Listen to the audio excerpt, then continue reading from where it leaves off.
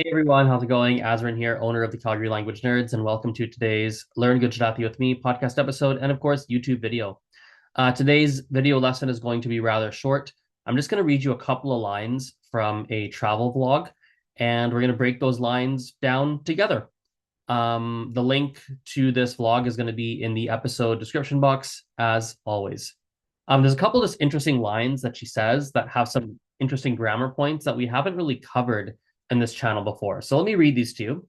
I get my little pencil out, or my typing rather.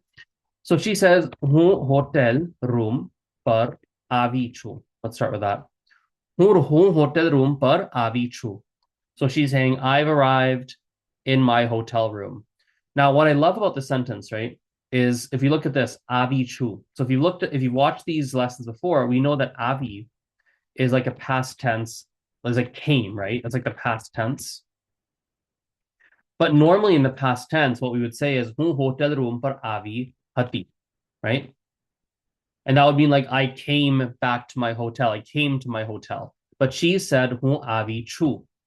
So anytime we have this past tense, avi hati, let's get rid of this, right? Avi hati, and we change this to the present tense, right? So again, a very quick recap of the present tense. For whom, oops, for whom we have chu. For tu, we have che. For e, like he and she, we also have che. For tame, we have cho, right? For I don't know what else we have. Chie for ame apane, right? So different forms of like to be. If we switch this verb here and we put it into the present tense, that's gonna make the meaning have. So hun hotel room par avi. She says avi chu. There we go.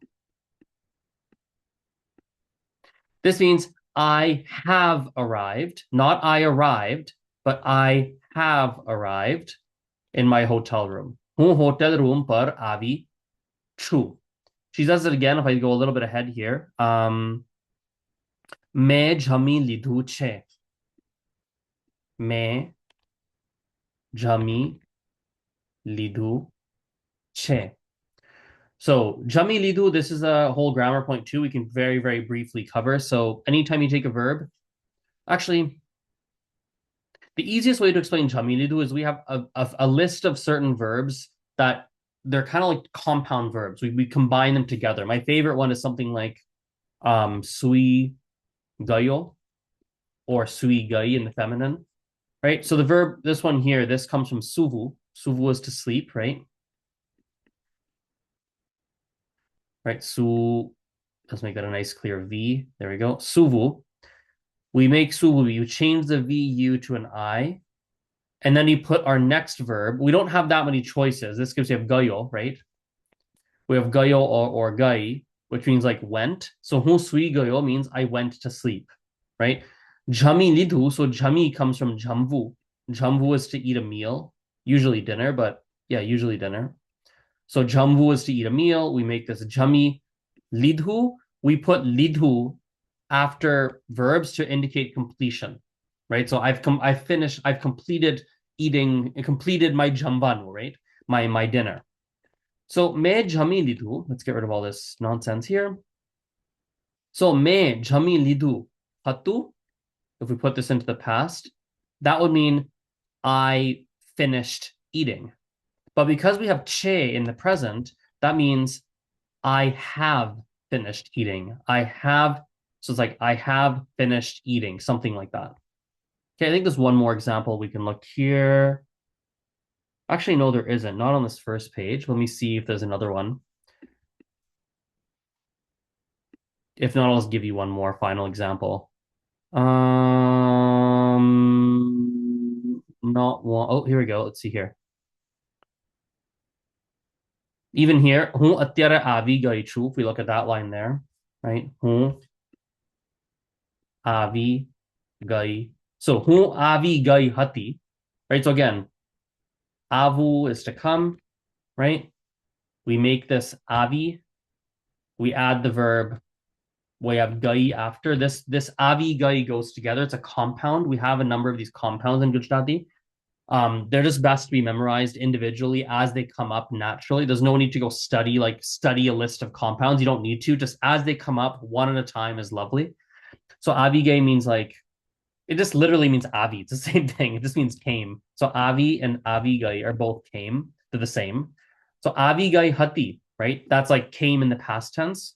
But she said hu avigai chu, which means I have arrived. Not I came, but I have arrived. In English, we call this the present perfect, by the way. So that's how Gujarati does the present perfect tense. They take the past tense, right? Where past tense, as a reminder, we have some verb in the past, right? We've already covered that, simple past. We already have that. I've covered that on this channel before, right? We're going to have hatu, hati, hato, hata. Again, we've covered this in the past as well, right?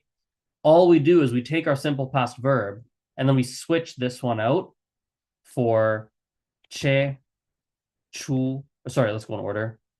Chu, che, cho, or chia, right? So, hu avi gai chu, feminine, I have arrived. Hu avi gayo chu, masculine, I have arrived. Hu, let's do tu avi gai che, right? You have arrived feminine. Tu avi gayo che, you have arrived masculine. Tame avi gaya cho. So again, you'll notice all these simple past are the same conjugation every time, right?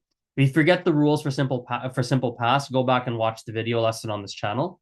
Right? Tame avi gaya cho. You have arrived now, right? We're just swapping these out for chu, che, cho, chia, one of these four. Okay. As I said, really, really quick lesson today. I literally don't have much time. This second right now, I have a class starting, so I have to like a Gujarati class and starting right now. So one of my private lessons. So wrap it up there. Aujo. Bye. See you next time.